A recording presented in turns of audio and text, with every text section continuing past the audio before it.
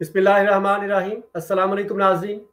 अदब नवास और अदब परवर शख्सियात के साथ आज का ताज़ा और अहम प्रोग्राम लेकर आपका मेज़बान इश्तियाक उमन लंदन से लाइव हाज़िर खिदमत है। नाज़रीन, आज का मौजू हसास भी है और अहम भी। आज के मौजू के मेरे मुखातिब सिर्फ मुस्बत सोच रखने वाले वो पाकिस्तानी हैं कि जो अपनी नस्ल नौ की अखलाकी तरबियत के हवाले से मुतफक्कर हैं। कोई कौम अपनी ज़ुबान और अदब से कट कर अपनी तहजीब और रवायात के साथ कतन जुड़ी नहीं रह सकती।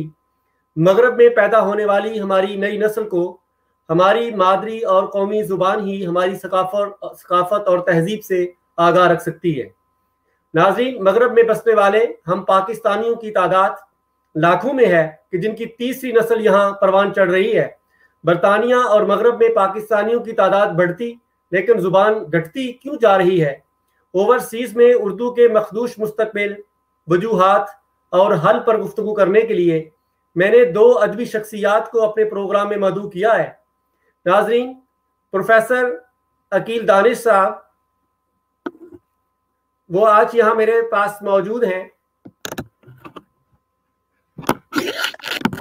प्रोफेसर अकील दानिश साहब पिछली 5 दहाइयों से लंदन में उर्दू अदब की खिदमत कर रहे हैं।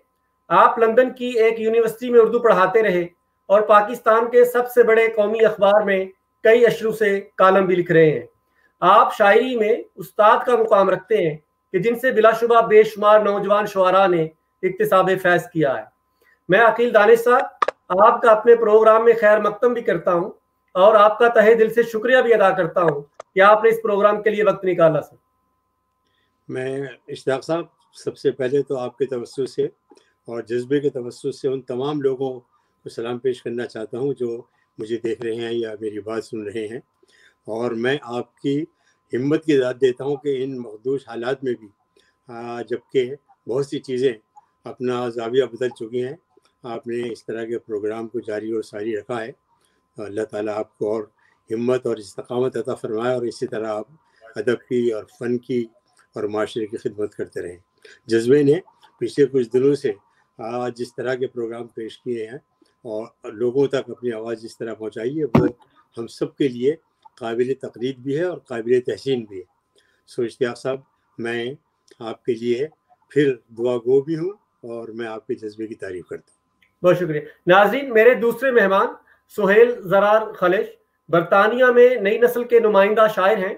आप एक टीवी चैनल पर साल हा साल से अदबी प्रोग्राम की मेज़बानी कर रहे हैं और इसके अलावा बज़्म सुख्न बरतानिया के नाम से एक इंतहाई मुतहर्रक और फ़ाल अदबी तंजीम भी चला रहे हैं कि जिस तंजीम के क्रेडिट पर बहुत अहम अदबी प्रोग्राम मौजूद हैं। सुहेल ज़रार खलिश साहब, मैं वक्त देने पर आपका शुक्रिया अदा करता हूँ और यहाँ आपको खुशामदीद भी कहता हूँ। सर, बहुत शुक्रिया इश्तियाक उमन भाई आपका जज्बा न्यूज़ का कि इस हसास मौजू पर और एक ऐसे मौजू पर जिस पर लोग बात करते हुए थोड़ा सा हिचकिचाते हैं, आपने एक महफिल सजाई और उसमें उस्ताद मोहतरम हज़रत अकील दानिश साहब को भी दावत दी है जिनका तजुर्बा हम में से बहुतों की उम्रों से भी ज़्यादा है। तो मैं आपका दिल की गहराइयों से शुक्रिया अदा करता हूँ। बहुत शुक्रिया। मैं मौजू की तरफ आता हूँ। मेरा सवाल मैं लेके जाता हूँ अकील दानिश साहब। सर, आप यहाँ 50 साल से उर्दू की आपने बहाल रखा ज़ुबान को और ख़िदमत की, आपने उर्दू पढ़ाया भी, उर्दू सिखाया भी, आज तक आप शुअरा की सरपरस्ती कर रहे हैं, हौसला अफजाई कर रहे हैं। आपने उर्दू में पिछले 5 दहाइयों में 50 सालों में बरतानिया में जो हमारा बरतानिया का अदबी मंजरनामा है उसके ऊपर अगर आप थोड़ी इसकी तारीख बयान कर दें कि क्या इसमें रद्दो बदल आए, उतार चढ़ाव और मद्दोजज़र आए, तो रहनुमाई हो जाएगी मेरी और देखने वालों की। मैं इश्तियाक साहब ज़रा सा पस मंज़र में जाऊँगा। जंग अजीम दोम के बाद जब अंग्रेज़ों ने सोचा कि अब हिंदुस्तान को छोड़ना है तो उस वक्त उन्होंने जो फ़ौज में भर्ती की थी और जो बहुत गैर मेयारी भी थी। एक वक्त में तो ये था कि जो और जैसा भी आदमी मिल जाए आप उसे फ़ौज में भर्ती करने कोई मेयार नहीं था, बल्कि यहाँ तक मैंने सुना है कि फ़ौज में अगर कोई आदमी किसी गांव से अपने किसी आदमी को भेजता था तो उस वक्त का 1 रुपया उसकी खिदमत में पेश किया जाता था और बाकायदा इसका एहतमाम करती थी वहाँ की हुकूमत, फ़रंगी हुकूमत के लोग फ़ौज में आए। और इस तरह एक बड़ा नाम हमारे यहाँ हफीज़ जालंधरी साहब का वो एक महकमा बना और उसके वो करता धरता हुए और उन्होंने गाना लिखा था, मैं तो छोरे को भर्ती करा आई रे। تو اس وقت چونکہ معیار نہیں تھا فوج میں کوئی، تو وقتی طور پر کر لیا تھا، لیکن جنگ عظیم کے بعد اب یہ سوچا گیا کہ اس فوجیوں کو کیسے الگ کیا جائے، تو ان میں سے بہت سے لوگوں کو جہاز بھر بھر کے یہاں انگلینڈ اور لندن بھیج دیا گیا، اور یہ ہوا کہ یہاں جو تباہی ہوئی تھی جنگ عظیم دوم میں، اس کو دوبارہ بنانے کے لیے اور تمام صنعتیں دوبارہ چلانے کے لیے ان لوگوں کی ضرورت تھی۔ اب وہ یہاں آ گئے اور اپنے ساتھ اپنی ثقافت بھی لے آئے اور زبان بھی لے آئے۔ اس میں جہاں پر وہ بولتے تھے مختلف زبانیں، مثلا اردو بولتے تھے اور پنجابی بولتے تھے، اور اگر سکھ حضرات تشریف لائے تو وہ اپنی گرمکھی بولتے تھے، ایک خاص قسم کی الگ پنجابی بولتے تھے، اور بر صغیر کے مختلف لوگوں، مختلف علاقوں کے لوگ جو یہاں آئے تو اپنی اپنی زبان ساتھ لائے۔ شروع کی 1-2 دہائیوں تک تو ہوش ہی نہیں تھا، اس لیے کہ وہ زندگی کو جما رہے تھے، لیکن رفتہ رفتہ جب زندگی جمی تو یہ معلوم ہو گیا تھا اپنی زبان میں بھی ہونی چاہیے۔ چنانچہ ایک بڑا کردار ہماری مساجد نے ادا کیا کہ تقریباً ہر شہر کے برطانیہ کے ہر مسجد میں اہتمام ہوتا تھا کہ چھوٹی موٹی جماعتیں تھیں، اس میں جناب اردو پڑھائی جاتی تھی، تاکہ اپنا جو ورثہ ہے وہ بھی ذہن میں رہے اور ہماری ثقافت بھی زندہ رہے، اور ہمارا بر صغیر سے ایک طرح کا ہمارا تعاون اور ہمارا رابطہ بھی رہے۔ تو ان لوگوں نے بڑے خدمات انجام دی، اور اس کے بعد رفتہ رفتہ یہاں کچھ سیٹرڈے اسکولز وجود میں آ گئے۔ اس زمانے میں بہت سی عمارتیں اگر آپ حکومت سے کہیں کہ ہمیں دے دیں آپ اسکول چلانے کے لیے، مثلا یہ اجازت تھی کہ جو یہاں انگریزی اسکول ہیں ان میں آپ اختتامی ہفتہ پر اس طرح کی جماعتیں کر سکتے ہیں۔ اور میں صرف اطلاع نوز کر رہا ہوں، یہ خدا نخواستہ کوئی ایسی بات نہیں ہے کہ میں اپنا کوئی کام آپ کو بتاؤں، لیکن اس زمانے میں اخبار جنگ کے مرحوم جو ایڈیٹر تھے انہوں نے مجھ سے درخواست کی کہ میں ان بچوں کے لیے کوئی سبق لکھوں، اس لیے کہ اخبار پڑھنے والے تو ہماری عمر کے لوگ ہیں اور نئے بچے تو ظاہر ہے زبان سے نابلد ہوں گے تو کیا پڑھیں گے۔ تو میں نے ایک سلسلہ لکھا اسباق کا، اردو لکھیے، اردو بولیے، اردو پڑھیے، اور یہ سلسلہ مقبول ہوا۔ یہاں تو انگلستان میں اور برطانیہ کے اور دو تین ممالک ہمارے ساتھ ہیں، ویلز ہے اور اسکاٹ لینڈ ہے اور آئرلینڈ ہے، وہاں پر تو یہ ذرا سا اہتمام تھا کہ مساجد میں ہو جاتی تھیں اس طرح کی کلاسز، لیکن یورپ میں چونکہ بہت دور دور کے علاقے ہیں اور بہت کم آبادی تھی وہاں، تو وہاں وہ سلسلہ بہت مقبول ہوا۔ اور جنگ والے کہتے تھے کہ اگر کسی ہفتے آپ وہ اخبار کہیں حاصل نہ کر پائے تو ہمیں لکھیے، ہم آپ کو اس ہفتے کا تراش یا اخبار بھجوا دیں گے۔ تو یہ چھوٹی سی ایک بات صرف اس لیے بتا رہا ہوں کہ اردو کو آگے بڑھانے میں کس طرح کس زاویے سے کام ہوا ہے۔ اور اس کے بعد پھر بہت سے ایسے لوگ تھے جنہوں نے پوری زندگی اس کے لیے وقف کر دی۔ ایک نام میرے ذہن میں ہے موج فرازی صاحب کا، جو بریڈ فیلڈ میں ہوتے تھے، اور بلا مبالغہ درجنوں ان کے شاگرد تھے جنہوں نے لکھنا پڑھنا شروع کیا اور ان کا سامنے خزانہ تلمذ طے کیا اور ایک فضا پیدا ہو گئی شعر کہنے کی۔ تو کچھ لوگ تو ایسے تھے بہت کم تعداد میں جو وہاں سے شعر کہتے ہوئے آئے تھے بر صغیر سے، لیکن ان کا دیکھے دیکھی یہاں پر کتابیں پڑھ کر، یہاں پر پھر یہ ٹی وی کے سلسلے شروع ہوئے اور اس سے متاثر ہو کر لوگوں نے شعر کہنا شروع کیے۔ سو ایک وقت یہ بھی آیا گھمن صاحب کہ اگر آپ دیکھیں کہ ہندوستان پاکستان میں لاکھوں کروڑوں لوگ ایسے ہیں جو اردو سے وابستہ ہیں کسی نہ کسی طرح، بلا مذہب و ملت، چاہے ان کا مذہب کوئی بھی ہو، ان کا عقیدہ کوئی بھی ہو، لیکن اردو کو پسند کرنے والے لوگ آپ کو لاکھوں میں مل جائیں گے۔ اور وہاں جو نشستیں ہوتی ہیں، جو بڑے بڑے مشاعرے ہوتے ہیں، اگر تھوڑا سا آپ یہاں دیکھیں کہ چند لاکھ لوگ ہیں جو اردو سے وابستہ ہیں، اس کے باوجود یہاں اردو کو زندہ رکھنے کے لیے مشاعرے ہوئے، مباحثے ہوئے، مذاکرے ہوئے۔ سو یہ تعداد جو ہے اور یہ جو اوسط ہے یہ وہاں سے زیادہ ہے۔ تو اس کو دیکھ کر یہ خیال ہوتا تھا کہ ہاں یہاں اردو فروغ پا رہی ہے اور انشاءاللہ اردو اور آگے بڑھے گی۔ اور اب بھی ہم مایوس نہیں ہیں، بعض دفعہ یہ محسوس ہوتا ہے کہ اس اردو کے طلباء کی تعداد بچوں میں کم ہو گئی اسکولوں میں، اور دوسرے ادارے جو ہیں ان میں بھی اردو کا سلسلہ اب اتنا کم ہو گیا، لیکن ابھی مایوس نہیں ہے کہ ذرا نم ہو تو یہ مٹی بڑی زرخیز ہے ساقی۔ ایک اور بات میں اور رس کرتا چلوں، یہ شاید 1990 کی بات ہے کہ ایک اشتراکی بہت بڑے ہمارے یہاں کے ادیب اور دانشور سبت حسن صاحب تشریف لائے یہاں، اردو مرکز بنا تھا، افتخار عارف صاحب اس کے دھرتا تھے. انہوں نے پہلی بار آ کر ببانگ دوحل یہ کہا کہ ہندوستان پاکستان کے بعد اردو کا تیسرا بڑا مرکز برطانیہ ہے. اور یہ بات بھی صحیح تھی کہ اس وقت تک یہاں کم سے کم 3 روزانہ اخبار تھے اور 5 ہفت روزہ تھے اور 2 ماہنامے تھے، اور اس کے ساتھ ساتھ بہت سی کتابیں بھی چھپ چکی تھیں، نثر میں بھی اور نظم میں بھی، اور اردو کا کارواں آگے بڑھ رہا تھا. تو اس وقت بڑی صورتحال جو تھی بڑی امید افزا تھی. لیکن وقت کے ساتھ ساتھ اس میں کچھ اختصار پیدا ہوتا گیا، کچھ مشکلات آتی گئیں. اصل میں محمد صاحب ایک بات پہ آپ شاید مجھ سے اتفاق کریں گے، دنیا کی کوئی زبان زندہ رہ نہیں سکتی جب سے اس کا تعلق معاش سے نہ. اب ایک زمانے میں تو یہ تھا کہ بھائی اخبار لکھ رہے ہیں آپ، اس میں لوگوں کو کتابت کا بھی کام مل گیا، اخبار میں لکھنے کا کام بھی مل گیا. اب جب سے یہ کمپیوٹر آیا ہے، وہ قصہ بھی ختم ہوا، تو 10 آدمیوں کا کام ایک آدمی بیٹھ کے 1 گھنٹے میں کر لیتا ہے. اور بہت سی چیزیں اب آسانیاں ہونے لگیں کہ چھپے چھپائے اخبار ہندوستان سے اور پاکستان سے آگے ہیں چھپنے لگے. اچھا، اس میں آپ کو ایک بات اور بتاؤں تو شاید آپ کو یاد بھی نہ ہو کہ ہندوستان کا اردو کا اخبار ایک جس کے سب کرتا دھرتا ہندو ہوتے تھے، ملاپ اور تیج، یہ دونوں اخبار بھی نکلے یہاں سے. لیکن 2 سال کے بعد اب ان کا کوئی نام بھی نہیں جانے گا. اگر آپ کسی سے پوچھیں تو شاید کوئی ایسا آدمی آپ ملے گا نہیں آپ کو جو یہ کہہ سکے کہ ہاں ہم نے ملاپ پڑھا یا ہم نے تیج پڑھا. یہ دونوں اخبار بھی یہاں سے نکلتے تھے. اس زمانے میں اپنے آپ کو زندہ رکھنے کے لیے ہر طبقہ، اور ہندوستان سے آیا ہوا یا پاکستان سے آیا ہوا ہر گروہ یہ کوشش کرتا تھا کہ ہم اپنی زبان کو زندہ رہیں.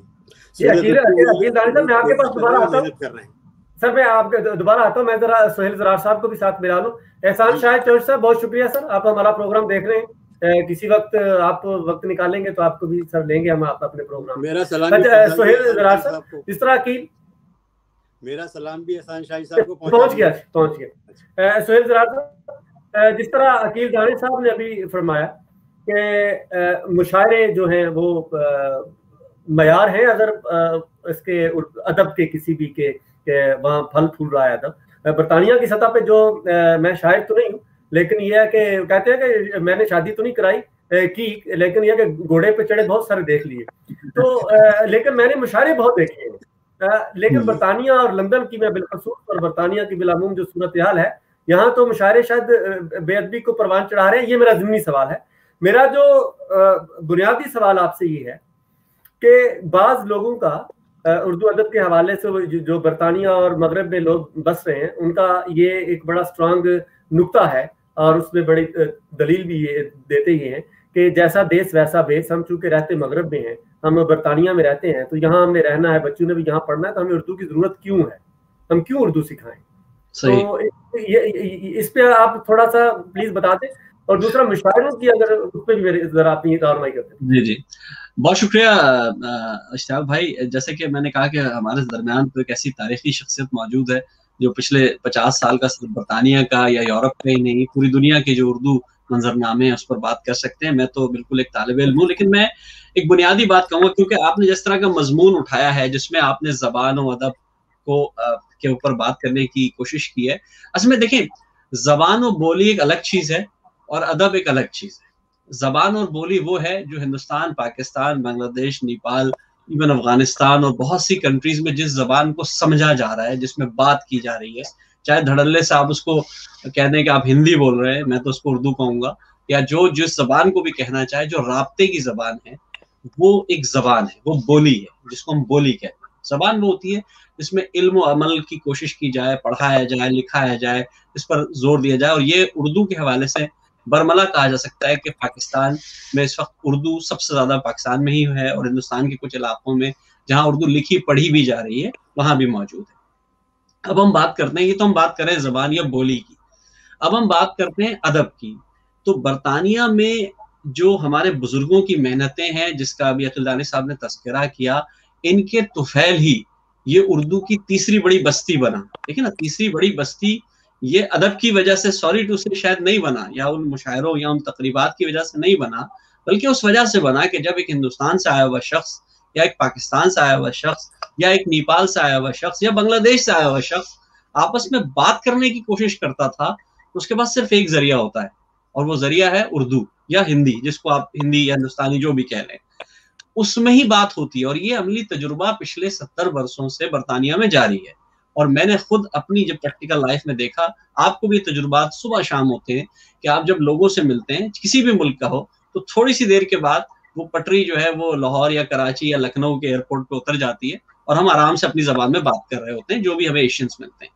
تو یہ تو بولی کا فرق ہے. اب بولی کا الحمدللہ بہت زبردست رہا، بولی آج بھی اسی طرح عام ہے. بولی کی وجوہات یا زبان کی ان وجوہات کو ہم ہندوستانی فلموں کا نام دیں، پاکستانی ڈراموں کی وجہ کہیں، لوگوں کی آمد و رفت کہیں، تقریبات کا حصہ کہیں، وہ سب کچھ رہا. جہاں تک دوسری نسل کی بات ہے، ہم میں سے جتنوں نے چاہا، یعنی کہ ہماری پچھلی نسلوں کے لوگوں نے اپنے بچوں کو اردو بولنا، پڑھنا، لکھنا یا کم سے کم سمجھنا، اس میں کمیونیکیٹ کرنا سکھایا ہے. وہ سلسلہ جاری تھا، جاری ہے اور جاری رہے گا.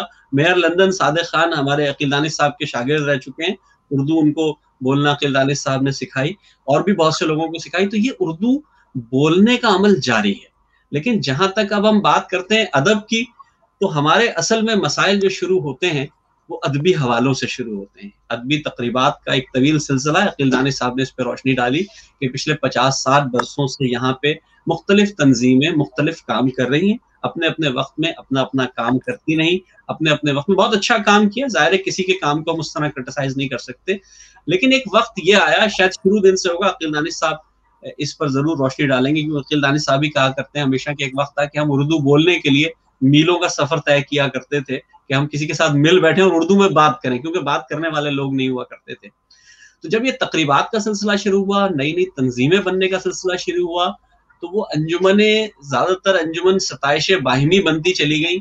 یہ ایک الگ المیہ ہوا، یہ ایک المیہ اپنی جگہ موجود ہے. تو ظاہر جیسے جیسے بات بڑھے گی ہم اس پہ بات کریں گے. تو میں بنیادی سوال آپ کا جو تھا اس کا جواب یہی دینا چاہتا ہوں کہ زبان و بولی اور ادب کا جو فرق ہے وہ ملحوظ خاطر رکھیں. تو الحمدللہ زبان اور بولی بہت زبردست طریقے سے برطانیہ میں چل رہی ہے، اگلی نسل تک پہنچ بھی رہی ہے، اور اگلی نسل میں ہم نہ چاہتے ہوئے بھی دیکھیں بالواسطہ اور بلا واسطہ زبان پہنچتی ہے اور پہنچ رہی ہے. ہاں جہاں ادبی تنظیمیں اور ادبی معاملات کا ہے اس پر ہم ظاہر ابھی بات کرتے رہیں گے. جی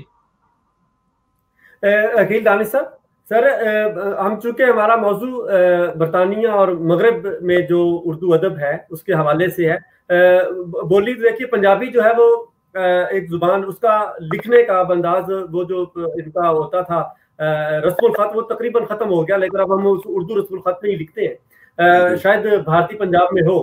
تو جس طرح سہیل زرار صاحب نے یہ کہا ہے کہ بولنے کی حد تک تو یہ ہماری جو یہاں کے بچے پیدا ہو رہے ہیں وہ اردو یا پنجابی یا وہ زبانیں ہماری مادری وہ سیکھ ہی لیں گے. لیکن جہاں تک اردو ادب کا تعلق ہے، مجھے بھی 18-19 سال ہو گئے، میں نے یہاں پہ جو دیکھا ہے کہ جو ادبی تنظیمیں ہیں آپ ان کے کردار سے ابھی جو خیر بہت زیادہ یہ کھمبیوں کی طرح اگائی ہیں، ان کے جو ادبی تنظیمیں اور یہ جو کام ہیں اگر یہ چہرہ نمائی ان میں سے نکال دی جائے، اس کے علاوہ ان سے کسی نے فیض پایا ہے؟ آپ مطمئن ہیں ان کے کردار سے؟ میں سب سے پہلے تو میں جناب سہیل زرار خلیل صاحب نے جو کچھ فرمایا ہے اس کی تائید بھی کرتا ہوں، اور بڑی خوبصورتی سے انہوں نے زبان کا اور بولی کا فرق بتایا ہے. اور ایک بات میں اور کہتے چلوں گمن صاحب، یہ شاید میرا جملہ تاریخ میں لکھا جائے کہ پنجاب نے جتنی خدمت اردو کی ہے، اردو جہاں پیدا ہوئی تھی وہاں کے لوگوں نے بھی نہیں کی. وجہ اس کی یہ کہ جتنے رسائل، جتنے اخبارات، یعنی میں نے ابھی ذکر کیا آپ کا ملاپ اور تیج، یہ دونوں اخبار جن کے مالکان تھے وہ ہندو تھے لیکن اردو میں اخبار نکالتے تھے، اسی کے پرچار اردو کا تھا. اور پنجاب نے جتنے رسالے نکالے ہیں اور تقسیم کے بعد خصوصاً پنجاب نے جتنی خدمت کی ہے اردو والوں کو ان کا احسان مند ہونا چاہیے ہمیشہ. اور اس کے بعد اب بات آپ مشاعروں کی آئی ہے تو اس میں دو چیزیں ہیں بھائی. ایک تو یہ ہے کہ گندم اگر بہم نرسد بھس غنیمت است، یہ فارسی میں ہے کہ اگر گیہوں میسر نہ ہو تو بھس سے بھی یا بھوسے سے بھی کام چل جائے گا. تو بہت سی جگہ ایسی ہیں کہ جہاں آپ کو بہت سے شعراء ملتے بھی نہیں شعر پڑھنے کے لیے. اگر آپ کوئی نشست منعقد کریں تو ان میں پھر جیسے لوگ بھی آ جائیں ہم ان کو غنیمت سمجھتے ہیں, اور یہ کہ بھائی کم سے کم شوق ہے انہیں آئے, تو اگر آج بہت معیاری نہیں لکھ رہے ہیں تو کل لکھنے لگیں گے. لیکن اس کا تصویر کا ایک اور رخ بھی ہے, اور وہ غالب بہت پہلے کہہ گئے ہیں کہ ہر بلحوث نے حسن پرستی شعار کی, اب آبروئے شیوائے اہل نظر گئی. تو یہ ہونا چاہیے کہ تھوڑا سا محنت کر لیں اس پر آدمی, اور اس کے بعد شعر و شاعری اگر آپ کی گھٹی میں پڑی ہوئی ہے اور آپ کو شوق ہے تو آپ کو کوئی روک نہیں سکتا. میں ایک لطیف بات آپ کو سنانا چاہتا ہوں آپ کے چینل سے, اور شاید سننے والے بھی لطف لیں. ایک بہت بڑے اخبار میں مجھ سے کہا گیا کہ آپ اس کے جو ادبی صفحہ ہے اس کی ادارت کیجیے. جب میں وہاں اخبار میں گیا تو میں نے دیکھا کہ بہت سی ایسی غیر معیاری غزلیں اور نظمیں وہاں تھیں جن کو اگر اس میں چھاپا جا سکتا تھا تو مدیر کو پکڑ لیا جاتا کہ بھائی آپ یہ کیا چھاپ رہے ہیں. لیکن مجھ سے کہا گیا کہ بھائی مجبوری ہے, یہ سب لوگ ہمارے کلائنٹ ہیں, ان کی چیزیں چھپنی چاہیے. تو میں نے اخبار میں کالم شروع کیا اشتیاق صاحب, اس کا نام تھا نئے چراغ, اور ایک شعر گھڑ کے اس پہ لگایا کہ نو کے قلم پہ آ گئے دل میں چھپے جو راز ہیں, شعر ہمارے دوستوں وزن سے بے نیاز ہیں. اور نیچے ایک نوٹ لکھا میں نے کہ جن لوگوں کو شعر کہنے کا شوق ہے وہ ضرور کہیں, لیکن کسی کو اگر دکھا لیا کریں اور تھوڑی سی محنت کر لیں, تھوڑا سا مطالعہ وسیع کر لیں تو یہ سب کے لیے بہت اچھا ہوگا. نتیجہ یہ نکلا کہ 3-4 ہفتے کے بعد مجھ سے کہا گیا کہ بھائی بہت مشکل ہے, لوگ تو مصر ہیں کہ جس طرح بھی وہ لکھ رہے ہیں ان کو چھاپا جائے گا. اور ایک وقت پھر یہ آیا کہ میں نے کہا کہ استعفیٰ میرا با حسرت و یاس. ہاں, تو یہ سلسلہ بھی ہے.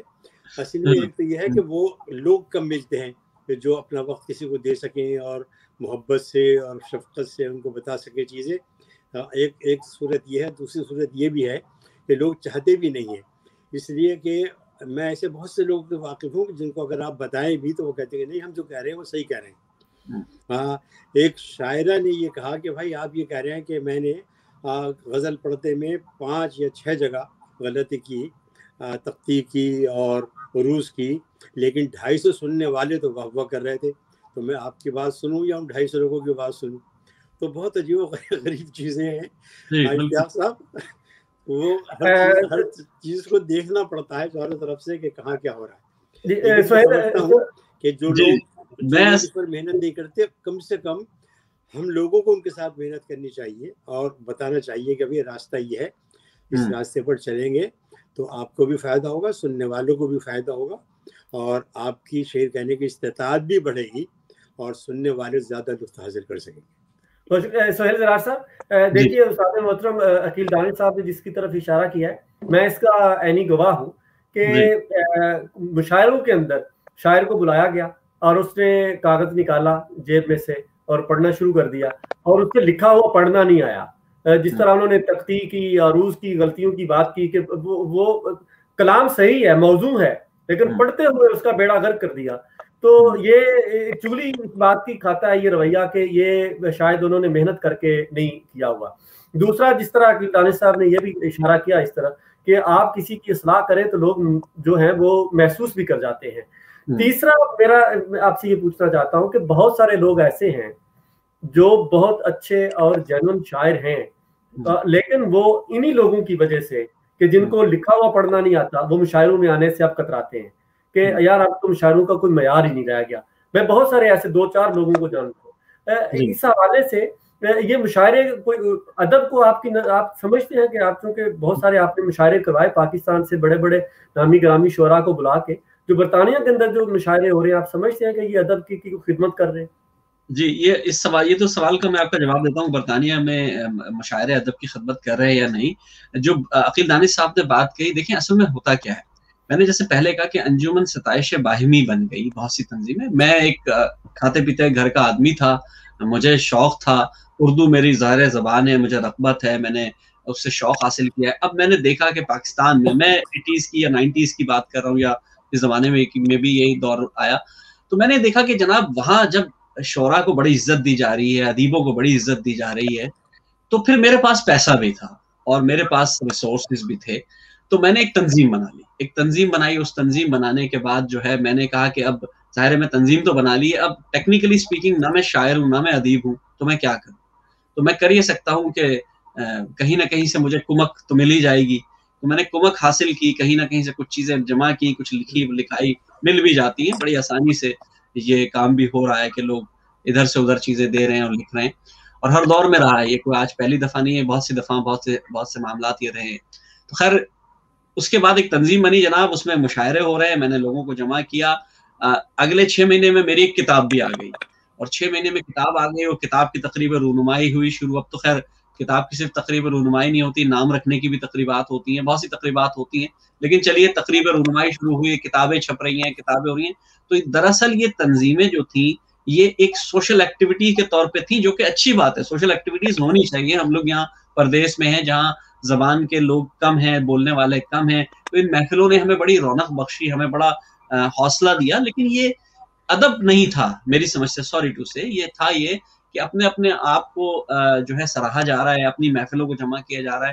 وہاں وہ لوگ پسے، جیسے کہ آپ نے کہا، جو جینوئن شاعر تھے، جن کی اور کوئی راستہ نہیں تھا ان کے پاس. وہ کیا کرتے؟ وہ یا تو ان تقریبات میں آتے اور ان کو جو ہے بلایا بھی جاتا، وہاں 6 بے وزن لوگ اشعار پڑھ رہے ہیں، ایسے لوگ پڑھ رہے ہیں جن کا لب و لہجہ بھی اس بات کی عکاسی کر رہا ہے کہ وہ اشعار یا تو ان کے نہیں ہیں یا ان کو سمجھ ہی نہیں ہے ان اشعار. اگر ایک شخص یہ شعر لکھے کہ میں لیلا جو ہے مجنو کے لیے پریشان تھی اور ساری رات لیلا جاگتی رہی، تو بھائی یہ لیلا کا شعر ہوا نا، آپ کا شعر تو نہیں ہوا. اس کا مطلب ہے کہ شعر کہیں اور سے آیا ہے. یا اگر کوئی خاتون یہ کہے کہ میں تو مجنو کی طرح سڑکوں پہ نکل گیا، کپڑے میں نے پھاڑ لیے، تو اس کا مطلب ہے کہ کہیں نہ کہیں بیچ میں ڈنڈی ماری گئی ہے.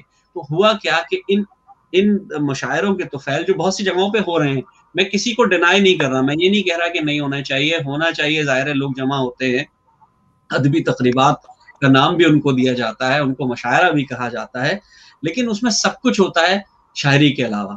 تو وہاں کیا ہوتا ہے کہ اب تو خیر سوشل میڈیا نے ایک اور مسئلہ یہ کریٹ کر دیا کہ آپ سج بن کے سنور کے تیار ہو کے آئیں. تو جیسے کہ عقیل دانش صاحب نے کہا کہ جیسے انہوں نے جب وہ غزل پیش کی اور جس میں ان کو کہا گیا کہ جناب آپ کی اس شعر میں اشعار میں جو ہے وہ وزن کا مسئلہ تھا، عروض کا مسئلہ تھا، تو انہوں نے ساتھ کہا کہ آپ تو یہ بات کہہ رہے ہیں، یہاں تو 250 لوگوں نے مجھے کیا. اب وہ بات دوسری ہو گئی. اب کیا ہو رہا ہے بھائی، 7 کے لوگوں نے تو میرا لائک کیا ہوا ہے مشاعرہ، 8 کے لوگوں نے تو مجھے جناب وہ جو ہے مجھے سٹار بھیجے ہوئے ہیں، 50 لوگوں نے تو شیئر کیا ہوا ہے. آپ کہہ رہے ہیں کہ میری غزل معیاری نہیں ہے.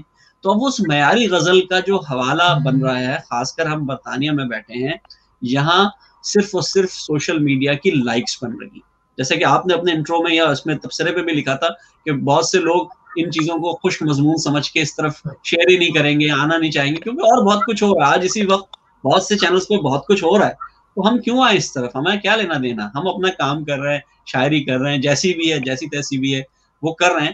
تو میرا ماننا یہ ہے کہ ہمیں یہ نظریہ رکھنا ہوگا کہ اگر آج مشاعروں سے لوگ کٹے ہیں، پہلے میں ابھی پڑھ رہا تھا، ہمارے بہت اچھے دوست ہیں فیضان عارف صاحب، انہوں نے بڑا اچھا مضمون لکھا ہے، میری ان سے تقریباً روزانہ ہفتے میں 2-3 دفعہ بات ہوتی ہے مختلف ایشوز پہ. انہوں نے بڑا اچھا مضمون لکھا کہ ایک دور تھا برطانیہ میں 200 لوگ مشاعرے میں شریک ہوتے تھے، 15 شاعر ہوتے تھے اور سننے والے ہوتے تھے، سب کچھ ہوتی تھی بات، لیکن آہستہ آہستہ وہ معدوم ہوتا چلا گیا. اس میں واقعی قصور سب کا ہے، کسی ایک کا نہیں. بلیم گیم سے کام تو چلے گا نہیں، ہمیں سب کو بلیم اپنے اوپر ایک دوسرے پر لینا ہوگا، ہمیں ان کی دوبارہ آبیاری کرنی ہوگی.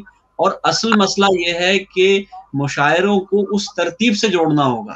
اب میں آپ کو، اگر آپ کے پاس اگر کوئی اور سوال ہے تو کر لیں، تو میں ایک اور اس میں بات ایڈ کرنا چاہوں گا، لیکن اگر آپ چاہیں عقیل بھائی سے کچھ پوچھنا تو پوچھ سکتے ہیں. میں آپ کے پاس آتا ہوں سہیل جلال صاحب. عقیل دانش صاحب، سر میں ایک اور سوال آپ سے پوچھنا چاہتا ہوں، ذرا تھوڑا سا بحث کا رخ دوسری طرف رخ میں چاہتا ہوں. میرا ایک جو سمجھ کے مطابق یہ بھی ہے کہ بہت سارے لوگ یہ کہتے ہیں کہ ادب صرف ادب کے لیے ہونا چاہیے، ادب کو ہم قید نہیں کر سکتے ہیں، اس کو قید نہیں ہونا چاہیے مذہب کے خانے میں، مسلک کے خانے میں، زبان قومیت کے خانے میں. یہ بہت اچھی بات ہے, اس کو بالکل نہیں ہونا چاہیے اس حوالے سے. اس کی ابھی پچھلے دنوں سوشل میڈیا کے اوپر میں نے دیکھا, آپ نے بھی یقیناً اس کو نوٹس کیا آئے گا, کہ علامہ اقبال کے یوم پیدائش پہ بہت سارے لوگوں نے اقبال کو برا بھلا کہنا شروع کر دیا.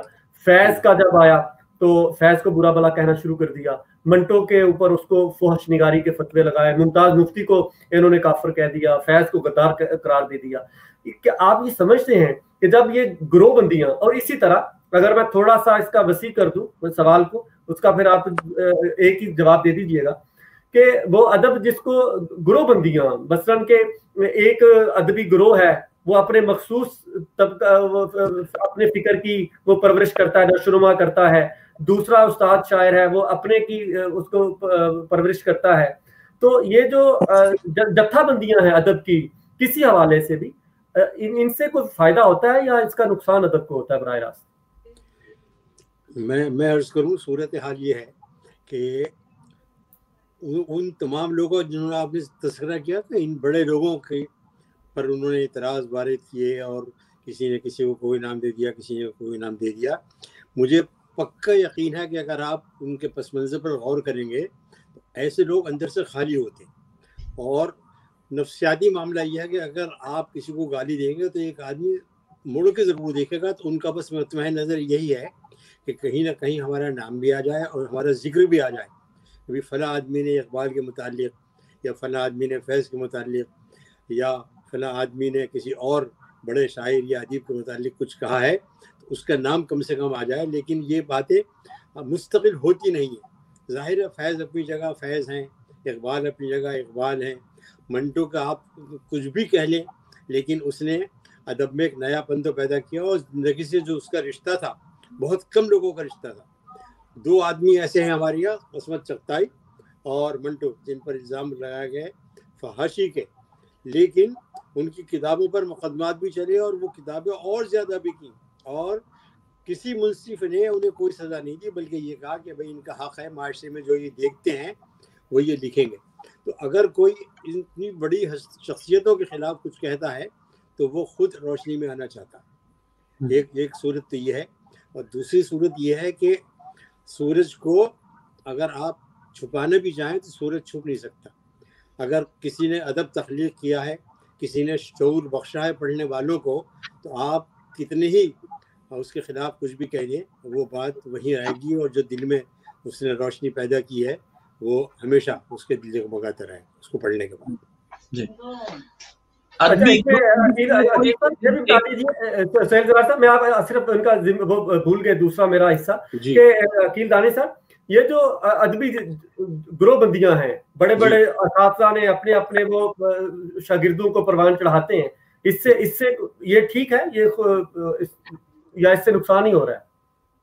بھائی آپ اگر مطالعہ کریں اردو شعر و ادب کا, تو گروہ بندیاں بہت شروع سے رہی ہیں. مثلا ذوق کا ایک گروہ ہوتا تھا, غالب کا ایک گروہ ہوتا تھا, اور ذوق کو یہ زعم بھی تھا کہ میں شاہ کا استاد ہوں. لیکن غالب بڑا شاعر تھا, اور جس دن غالب کو یہ معلوم ہوا کہ ایک فقیر نے اس کی غزل گا کر بھیک مانگنی شروع کی, تو اس نے کہا کہ میں واقعی شاہ کا مصاحب نہیں ہوں, میں واقعی شاعر ہوں. یہ گروہ بندیاں رہی ہیں, اور لوگ اپنے اپنے شاگردوں کو لے کر آتے تھے. لیکن اب اور اس زمانے میں 2 باتیں ہوتی ہیں. اگر ایک استاد شاعر ہے اور اس کے ساتھ 10 لوگ ایسے ہیں کہ جو شاعری سیکھ رہے ہیں یا مشاعروں میں جا رہے ہیں, ان پر وہ واقعی محنت کرتا تھا, اور وہ اندر سے چاہتا تھا کہ ان کے اندر کوئی کمی نہ رہ جائے. آج کل جو گروہ بندی ہے اس کا معیار دوسرا ہے. اس کا معیار یہ ہے کہ اگر ہمارا کسی گروہ سے کوئی واسطہ ہے تو اس میں کوئی آدمی چاہے معیاری لکھ رہا ہے یا نہیں لکھ رہا ہے, چونکہ ہمارا اس کا تعلق ہمارے گروہ سے ہے تو ہم اسے آگے بڑھائیں گے, اور وہ ہر محفل میں ہر شعری نشست میں موجود ہوگا. تو یہ فائدے کی بات نہیں, یہ نقصان کی بات ہے. اس لیے کہ اگر آپ اس کو اس طرح کا آگے بڑھائیں گے تو وہ خود کچھ نہیں کر پائے گا. سہیل زرار صاحب دیکھیے, ممتاز مفتی نے ایک بار یہ کہا کہ میرا اسلام کے اوپر سب سے بڑا احسان یہ ہے کہ میں نے اسلام کو کبھی استعمال نہیں کیا.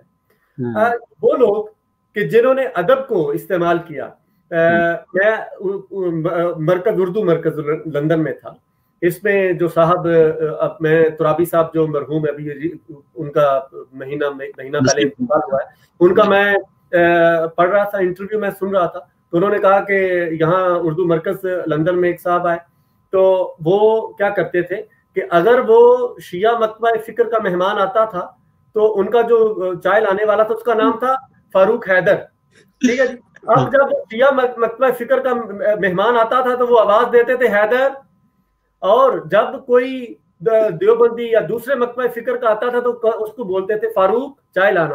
تو جس طرح ان لوگوں نے ادب کو کے ساتھ سرے عام چوک میں زیادتیاں کی ہیں، اور اب وہ بڑے بڑے کرسیاں لے کے اور کر و فر کے ساتھ گھومتے ہیں، تو ادب ایسے لوگوں کے بارے میں بھی تھوڑا سا مجھے بتا دیجیے.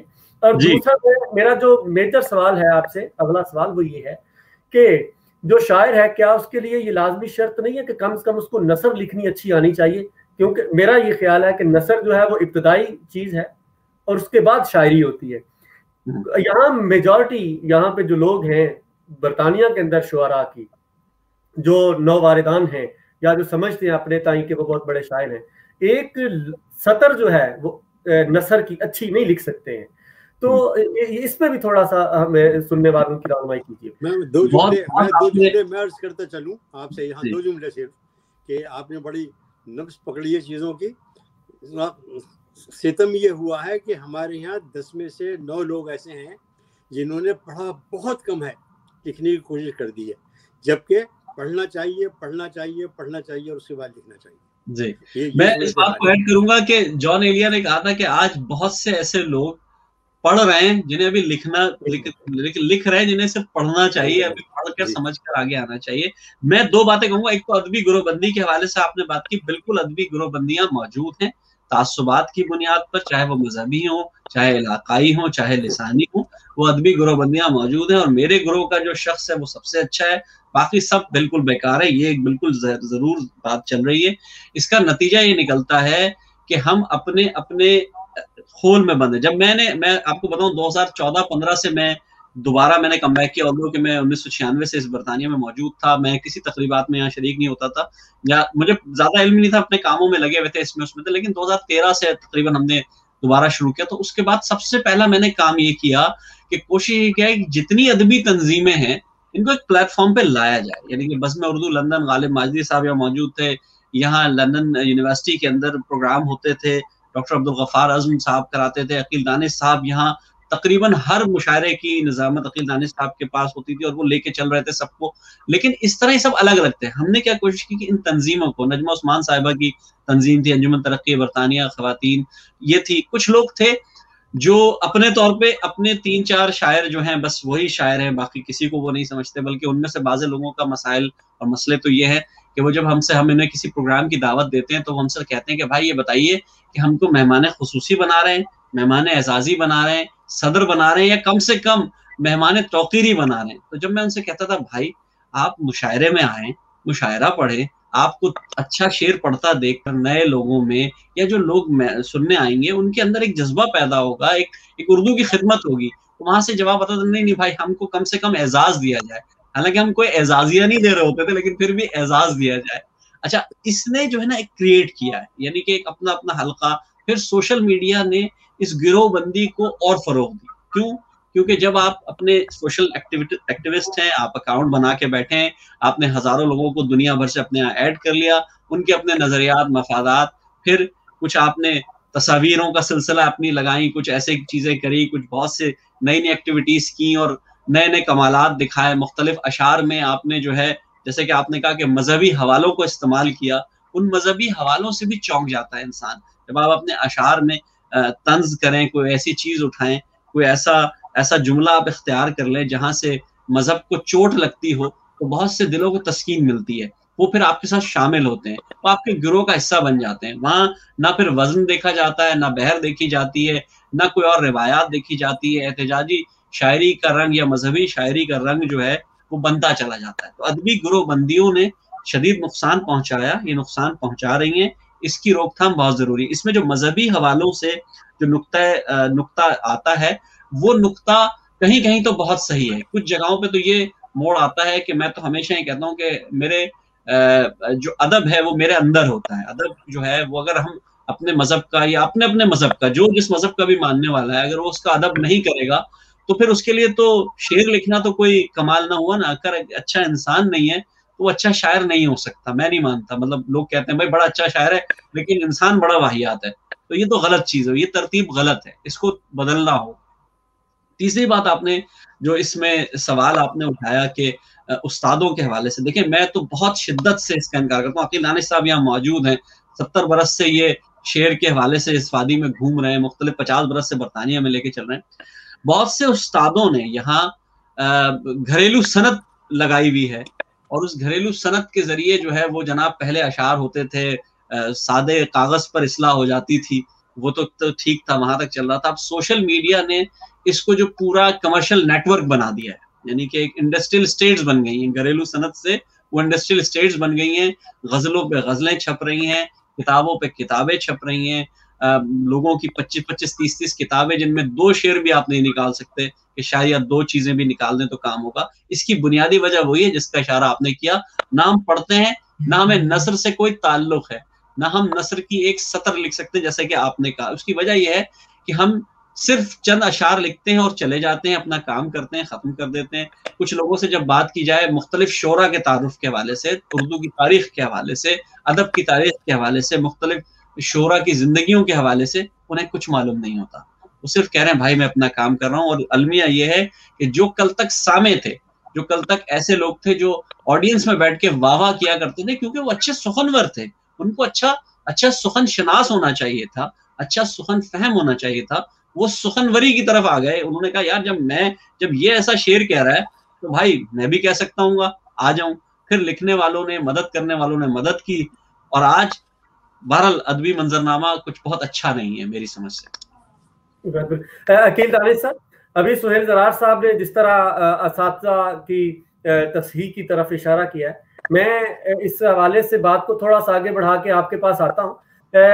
وہ جو اساتذہ شاعر ہیں جو اصلاح کرتے ہیں, ان میں بھی کچھ 2-3 طبقے ایسے شعراء کے ہیں کہ جو اصلاح کے بھی ان کے اپنے پیمانے ہیں. مثال کے طور پہ ایسے اساتذہ بزرگ پاکستان کے اندر شعراء ہیں کہ وہ اگر کوئی خاتون صرف تصویر بھیج دے تو فری میں اصلاح کر دیتے ہیں. ایسے شعراء میں نے دیکھے ہیں, اتنے سطحی استاد شعراء ہیں کہ آپ کسی جھاڑی کے اوپر سرخ دوپٹہ ڈال دیں اور اس کے اوپر بھی اصلاح کر دیں گے. یہ جو اساتذہ ہیں جو اتنے ڈیلے کریکٹر کے ہیں, ان کے بارے میں بھی آپ مجھے بتائیے. اور دوسرا, آپ نے بھی سوشل میڈیا کے اوپر دیکھا ہوئے گا, سہیل زرار صاحب نے بھی گواہی دیں گے کہ آپ پہلے یہ چیز کہیں ڈھکی چھپی ہوتی تھی کہ آپ نے کسی سے لکھوا لیا یا کسی نے لکھ دیا, پیسے دے دیے, یا کوئی اور آپ نے ڈنر کر لیا کسی کے ساتھ. اب تو یہ ایک بہت دیدہ زیب اشتہار وہ مختلف گروپس کے اندر اور پیجز کے اندر وہ ملتے ہیں, آپ کو سرکولیٹ ہوتے ہیں کہ آپ سستی شاعری ہم سے لکھوائیے, رابطہ نمبر ہوتا ہے اور وہ لوگ ہوتے ہیں. یہ ہم کس طرف اس کی کوئی تو تدبیر ہونی چاہیے کہ اس کی حوصلہ شکنی ہو. ہاں, محمد صاحب ایک رسالہ نکلتا تھا دلی سے, بہت مشہور زمانہ, خوشتر گرامی کا, 20ویں صدی اس کا نام تھا. اس میں ہر مہینے ایک اشتہار چھپتا تھا ہمارے بچپن میں کہ اگر آپ کسی غزل پر, کسی نظم پر یا کسی افسانے پر اصلاح کرانا چاہتے ہیں تو حضرت آسی رام نگری سے استفادہ کریں اور ان کا پتہ یہ انہیں بھیج دیں. تو ہم بہت اس شش و پنج میں تھے کہ بھائی یہ کیسا ہوتا ہوگا اور کیا ہوتا ہوگا. تو کسی نے بتایا کہ ان صاحب کا پیشہ ہی یہ ہے کہ اگر کوئی ان کو اصلاح کے لیے بھیجے تو اس سے پھر وہ کہیں گے بھائی اتنے پیسے آپ بھیج دیجیے, میں اصلاح کروں گا. تو وہ تو معاش کا سلسلہ سمجھ میں آتا ہے, لیکن یہ جو آپ نے جس طرح اشارہ کیا ہے لال دوپٹے کی طرف, تو یہ بھی ایک فہم کیجی کا ایک مسئلہ ہے. یہ جو کجی ہے یہ لوگوں کو پتہ نہیں کہاں کس زاویے سے اکساتی ہے اور کیا کیا چیزیں دیکھنے میں آتی ہیں. اچھا, وہ یہ بھول جاتے ہیں پھر کہ شعر کیا چیز ہے, ادب کیا چیز ہے اور اصلاح کیا چیز ہے. اس کے پیچھے جو کچھ پس منظر میں آپ نے اشارہ کیا ہے سب وہی ہوتا ہے, اور یہ ذہنی تلفظ ایک چیز ہے. یہ تو یہ لذت کے لیے یا اطراف میں یہ بتانے کے لیے کہ فلاں جو کسی اور خاص جن سے تعلق رکھتے ہیں لوگ، وہ بھی ہمارے حلقہ اس میں اشعار میں احباب میں شامل ہیں، اور ہم ان کے اشعار کی بھی تشریح کرتے ہیں. بہت مختلف چیزیں ہیں یہ، لیکن اس سے نقصان پہنچتا ہے. جو محنت کر کے لکھنے والے ہیں اور جو محنت کر کے سیکھنے والے ہیں، ان کی بڑی دل شکنی ہوتی ہے. وہ ان کو یا تو ایسے مواقع نصیب نہیں ہوتے، یا پھر ان کا ضمیر ان سے کہتا ہے کہ نہیں، اس طرح کی چیزیں جو ہیں وہ ہمارے لیے مناسب نہیں ہیں، اور ہمیں کسی ایسے آدمی کے دامن پکڑنا چاہیے جو واقعی ہمیں کچھ سکھا سکے. اچھا، بنیادی بات اشتیاق صاحب پھر وہی مطالعے پر پہنچتی ہے. ایسی بہت سی کتابیں ہیں اردو میں کہ اگر آپ پڑھ لیں انہیں تو کم سے کم بنیادی جو عروض ہیں اور بنیادی جو اوزان ہیں ان سے آپ واقف ہو جاتے ہیں. بہت زیادہ اس میں تفصیل میں جاننے کی ضرورت نہیں ہوتی، لیکن بڑی مشکل یہ ہے کہ لوگ وہ بھی نہیں پڑھتے. تو تھوڑا سا اگر وہ پڑھ لیں اس پہ، اور تھوڑا سا اپنے اطراف میں دیکھ لیں کہ کہاں کیا ہوتا ہے. اصل میں ادب جو ہے نا، ایک زمانے میں ایک نعرہ لگا تھا کہ ادب میں جمود پیدا ہو گیا. میں سمجھتا ہوں نہیں. میرا ایمان یہ ہے کہ زندگی جامد ہو ہی نہیں سکتی. کسی نہ کسی طرح، کسی نہ کسی زاویے سے تبدیلی آتی رہتی ہے، اس تبدیلی کا ساتھ دینا چاہیے. تو زندگی چونکہ جامد نہیں ہے تو ادب بھی جامد نہیں ہو سکتا. اور آپ کو جو کچھ نظر آتا ہے وہ لکھنے کے لیے آپ کو تھوڑی سی محنت کرنی پڑے گی، تاکہ وہ جو آپ لکھ رہے ہیں اس میں کوئی اثر بھی پیدا ہو، اور آپ کا خود بھی دل خوش ہو کہ ہاں میں نے ایک چیز یہ کی، اور یہ اگر کہیں اور تک پہنچی ہے اور مجھے اس کی داد ملی ہے تو میں اس داد کو مستحق ہوں. لیکن نبی جیسے انہوں نے اشارے کیے ہیں، تو یہ مختلف لوگوں نے یہ ایک سلسلہ یہ بھی بنایا کہ میں فلاں مشاعرے میں جب تک نہیں جاؤں گا جب تک کوئی مجھے خاص و خاص جگہ نہ دی جائے. اس سے یہ ہوتا ہے کہ ان کا نفس جو ہے وہ خوش ہوتا ہے کہ اچھا ہم اس مقام پر پہنچ گئے. لیکن اس سے نقصان ہوتا ہے. پھر ایک وقت یہ آتا ہے کہ اگر وہ عام شعر سنانے کے لیے ایک عام شاعر کی طرح اگر آتے 20 مشاعروں میں، تو اب وہ محدود ہو کے 2 مشاعروں میں جائیں گے، اور ان کے سامنے بھی کم ہوں گے اور ان کے شعر سننے والے بھی کم ہو جائیں گے. جی سر، میں اس میں ایک بات ایڈ کر دوں اشتیاق بھائی. جیسے عقیل دانش صاحب نے کہا، مسئلہ یہ ہے کہ اگر ہم عورت مرد کی تمیز کے حوالے سے بات کریں، اگر ہم سب شاعر ہیں تو پھر شاعروں میں یہ تمیز ہٹ جانی چاہیے. دیکھیں، اگر آپ عورت ہیں یا مرد ہے یا کوئی بھی ہے، اگر آپ ایک سخنور ہیں، آپ اپنا شعر کہہ رہے ہیں، آپ اپنا شعر لائیں لوگوں کے سامنے. اگر اشعار میں دم ہوگا تو اس کو پرواز مل جائے گی. لیکن آپ اگر دوسرے انداز سے، چاہے مرد ہو چاہے عورت، کسی اور ذریعے سے اپنے آپ کو اپنی تشہیر چاہیں گے، تو پھر وہ اشعار کی تشہیر نہیں ہو رہی، وہ آپ کی تشہیر ہو رہی ہے. وہ آپ کا شعر نہیں پہنچ رہا، آپ خود بحیثیت مجموعی پہنچنے کی کوشش کر رہے ہیں. یہ غلط ہے. اس کی ترویج نہیں ہونی چاہیے، جو کہ بہت بڑے پیمانے پہ یہاں ہو رہی ہے.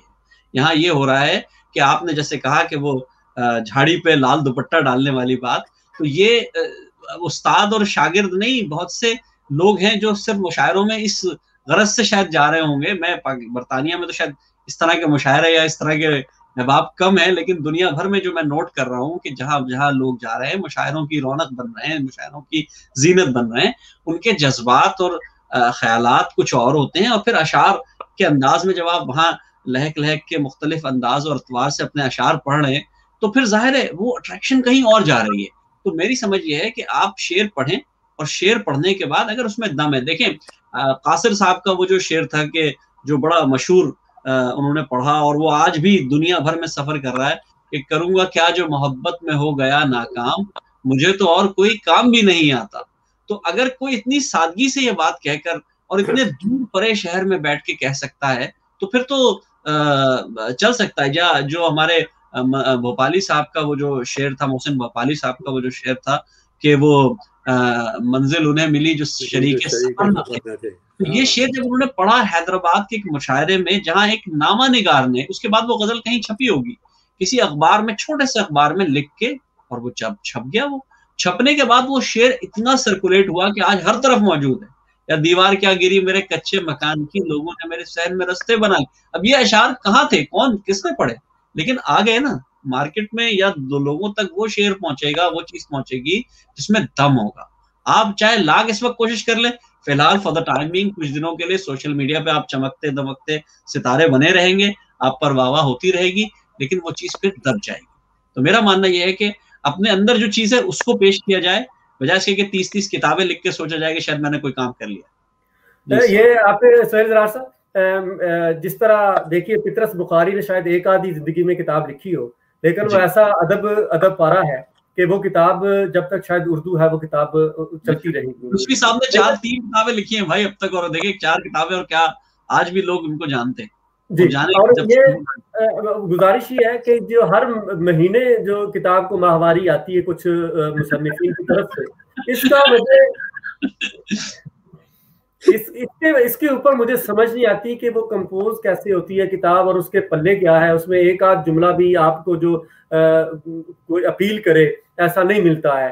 پروف ریڈنگ کا ان میں بہت معاملات ہوتے ہیں. دیکھیے میں موضوع کی طرف آتا ہوں.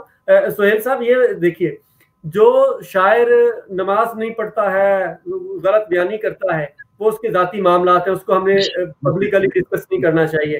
مجھے ایک واقعہ, چھوٹا سا واقعہ یاد ابھی گفتگو کے دوران یاد آیا کہ دبئی میں مشاعرہ تھا. تعالیٰ قاسمی صاحب نے واقعہ بیان کیا کہ دبئی میں مشاعرہ تھا, تو وہاں پہ جو بنت العنب جو کھجور کی بیٹی جو مشروب مغرب ہے, وہ پیش کیا جا رہا تھا چائے کے پیالیوں میں. وہ جو وہ مے خانہ ہے اس کا تقاضا ہوتا ہے کہ اس کو ٹھنڈا برف میں کیا جاتا ہے. اچھا, تو وہاں پہ جو شاعر تھے انہوں نے دیکھا کہ وہ جو شراب ہے وہ تھوڑی گرم ہو رہی ہے, تو انہوں نے آواز دی وہ ساقی کو, انہوں نے کہا بھائی یہ چائے جو ہے چائے گرم ہو رہی ہے, اس کو ٹھنڈا کر کے لائیے.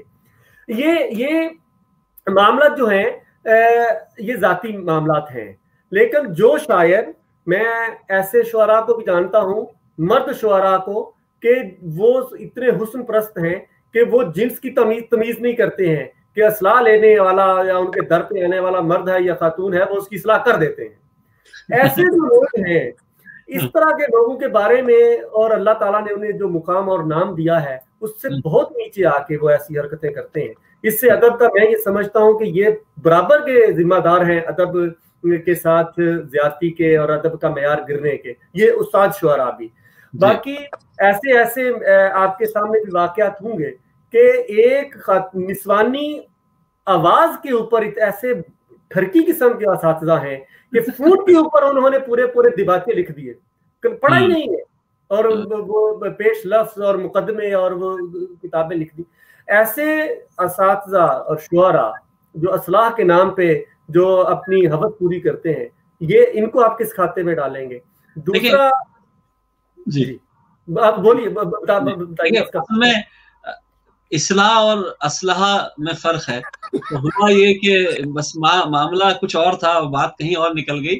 لیکن ہوتا یہ ہے کہ جب لوگ اصلاح کے حوالے سے سوچتے ہیں, میں نے جیسے کہا کہ استاد محترم یہاں موجود ہے عقیل دانش صاحب, انہوں نے تذکرہ کیا. آپ نے کہا کتابوں کی بات کی. حضور میرے درمیان اور آپ کے درمیان ہم خوش نصیب ایسی شخصیت موجود ہے جس نے 50 برس سے کتابیں لکھی, کالم لکھے, غزلیں لکھی. فی البدی میں ان کا کوئی جواب نہیں ہے. لیکن اگر آپ ان سے پوچھیں کہ آپ کی شاعری کی کتنی کتابیں آئی ہیں, تو آپ کو بتائیں گے کہ 1 کتاب آئی ہے صرف. حضرت جان ایلیا جو ان کے بھی استاد تھے, ہمارے آئیڈیل شخصیت ہیں, انتقال کے وقت صرف 1 کتاب آئی تھی 60 برس کی عمر میں, پہلی کتاب. تو مسئلہ یہ ہے کہ جب لوگ یہ سوچیں نا کہ چھپنا کیا ہے, کیا چھپنا کی بات نہیں ہو رہی, چھپنا کیا چھپنا ہے. اصل سوال یہ ہے, سب کچھ چھاپنا ہے تو چھاپنے کیا ہے, اس میں کون پوچھ رہا ہے آپ کو. آپ نے کاپی پیسٹ ماری, آج کا ٹیکنیکل دور ہے, آپ نے سب کچھ چھاپ دیا, جو جائے چھپ رہا ہے. اب ایک بحث چھڑ جائے, بھائی یہ غزل تو میری تھی. ابھی آپ دیکھتے ہیں سوشل میڈیا پہ جنگ چل رہی تھی, بھائی جان یہ شعر تو میں نے ابھی 4 سال پہلے کہا تھا, آپ نے کیسے کہہ دیا. تو بھائی 4 سال پہلے آپ کو خیال آ گیا, آج مجھے خیال آ گیا, کیا کروں میں نے کہہ دیا, کیا کر سکتے ہیں. تو مسئلہ یہ ہے کہ یہ کتابیں چھپنے اور کتابوں کی جو دوڑ لگنے کا کام ہے, یا جو رونمائی ہو رہی ہے. ابھی ایک اور المیہ ہے, عقیل دانش صاحب کا 70 برس کا کام اور بہت سے لوگوں کا کام موجود ہے. ان کے اوپر مقالے لکھنے چاہیے, ان پہ ریسرچ ہونی چاہیے. لیکن طرفہ تماشا یہ ہے کہ نہ ان بیچاروں پہ ریسرچ ہو رہی ہے, نہ ان پہ PhD ہو رہا ہے, نہ ان پہ مقالے لکھے جا رہے ہیں. ہاں, لیکن اردو ادب کی بہت سی شخصیات پہ مقالے بھی لکھے جا رہے ہیں, ان پہ PhDs بھی ہو رہے ہیں, ان پہ بہت کچھ ہو رہا ہے. کام کیسے ہو رہا ہے, اب اس پر ایک اور PhD ہونے کی ضرورت ہے. اس پر بھی ایک PhD ہونا چاہیے کہ جن پر ہو رہا ہے وہ کہاں کہاں کون سے ریسورسز استعمال کر کے اپنے اوپر پی ایچ ڈی بھی کروا رہے ہیں, اپنے اوپر مقالے بھی لکھوا رہے ہیں, اپنے اوپر کتابیں بھی لکھوا رہے ہیں. جناب یہ سب لکھی لکھائی اگر آپ نے تاریخ اردو ادب پڑھی ہو یا انگریزی ادب کی تاریخ پڑھی ہو, بہت سے لوگ آئے آج ان کا نام بھی نہیں ہے. 300 سال کی اردو کی تاریخ میں اگر آپ اٹھا کے دیکھ لیں, بہت سی ہستیاں آئی ہوں گی جن کو اب لوگ جانتے بھی نہیں ہیں. لیکن آج کے دور کا کیونکہ سوشل میڈیائی دور ہے, ہم ان سب چیزوں کا فائدہ اٹھا رہے ہیں. ہم روزانہ صبح اٹھ کے اگر ہم ایک غزل نہیں لگائیں گے, اگر کوئی تقریب کی تصویر نہیں لگائیں گے, اگر ہم کوئی اپنی کوئی اچھوتی بات, جس کو اچھوتی بات کہتے ہیں کہ بھئی کوئی آج جو ہے پھول میں سے خوشبو آئی اور اس خوشبو نے میرے گھر کو جو ہے وہ اپنے حصار میں لے لیا, جناب یہ لکھ کے لگا دیا, اب اس پہ واہ واہ شروع ہو گئی, اس پہ لائک شروع ہو گئے, اس پہ نئی نئی باتیں شروع ہو گئی. تو یہ دور ہے. عقیل رانی صاحب موجود ہیں, یہ نہ سوشل میڈیا سے واقف ہیں, نہ فیس بک ان کا اکاؤنٹ ہے, نہ واٹس ایپ اکاؤنٹ ہے, لیکن الحمدللہ آج میں اور آپ ان کو چاہ رہے ہیں, بیٹھے ہوئے ہم سے بات کر رہے ہیں اس لیے کہ ان کا کام ہے. تو جو کام کرے گا وہ رہ جائے گا. ٹھڑک کا لفظ آپ نے استعمال کیا, یہ بہرحال یہ ساتھ ساتھ ہے, یہ چل رہی ہے اردو ادب کے ساتھ بھی اور ہماری زندگی کے مختلف حوالوں کے ساتھ بھی چل رہی ہے. یہ چلانے والے بھی موجود ہیں اور اس کے ساتھ چلنے والے بھی موجود ہیں. آپ کی طرف آتا ہوں سر. ہم نے اساتذہ کے قدموں میں ہم بھی بیٹھے ہیں, آپ کے ساتھ سے بھی بہت اپنا تعلق خاطر رہا. پہلے ہم نے یہی سنا ہے بزرگوں سے, اساتذہ سے, کہ شاعری میں آمد ہوتی ہے کہ آپ اتر رہا ہے, الہام ہو رہا ہے, اور یا آورد ہوتی ہے کہ آپ زور لگا کے آپ کو کوئی کہہ دیتا ہے کہ یار کہ آورد ہے. اب جو سوشل میڈیا جو فیس بک کی شاعر ہیں نا, ان کو کہتے ہیں کہ اب لوگ ان کو انزال ہوتا ہے کہ رک ہی نہیں رہا. اس حوالے سے یہ بھی کوئی اس حوالے سے آپ بتائیے. اور وہ جو لوگ ہیں بیچارے جو خوش اپنی چہرہ نمائی کے حوالے سے مجبور ہیں, سیلفی لینی ہے, انہوں نے ایک شعر لکھنا ہے, رکشے کے پیچھے جو شعر لکھے, تانگو والے شعر لکھ کے اور بہت خوبصورت سی تصویر لگا کے اس کے اوپر شعر لکھنا ہے تاکہ شعر کو تو لائک نہ ملے, کم سے کم تصویر کو تو ملے. تو یہ جو لوگوں کی اصل میں اٹینشن سیکر لوگ ہیں, یہ احساس ہے ان کے اندر, کوئی محرومی کا احساس ہے یا کسی چیز کا کوئی کمپلیکس ہے ان کے اندر. ان کے لیے آخری سوال ہے, آپ اس پہ کوئی پیغام بھی دے دیں اور اس کا کوئی جواب آپ وہ بھی دے دیں, پھر اس کو پروگرام بند کرنا ہے سر. ہاں بھائی, صورت حوال یہ ایک مصرع ہے, بہت برسوں پہلے کہا گیا تھا اور آج بھی تازہ ہے وہ, کہ شاعر ہوتا ہے یا نہیں ہوتا. اگر آپ کے اندر جذبہ ہے اور آپ کا احساس ہے تو آپ جو کچھ کہیں گے اس میں کوئی اثر بھی پیدا ہوگا. اور اگر آپ صرف تشہیر کے لیے یا وقتی لطف لینے کے لیے کچھ کہیں گے تو وہ باہر نکلتے ہی مرجھا جاتا ہے اور ختم ہو جاتا ہے کچھ دن کے بعد.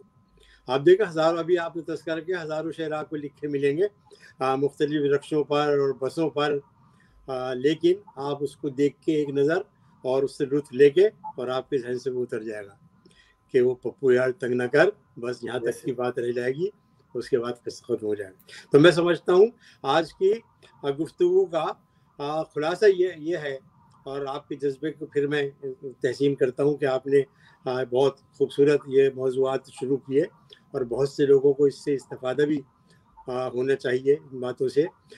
بس پڑھنا چاہیے اور اس کے بعد کچھ لکھنے کی ہمت ہونی چاہیے, اور ایسے لوگوں سے اور ایسی کتابوں سے فائدہ اٹھانا چاہیے جو آپ کو صحیح راستے پر چلا سکے, بغیر کسی اس کے کہ آپ سے کوئی لالچ ہے یا کوئی آپ سے سلسلہ ہے یا آپ کا کسی گروہ سے کوئی تعلق ہے.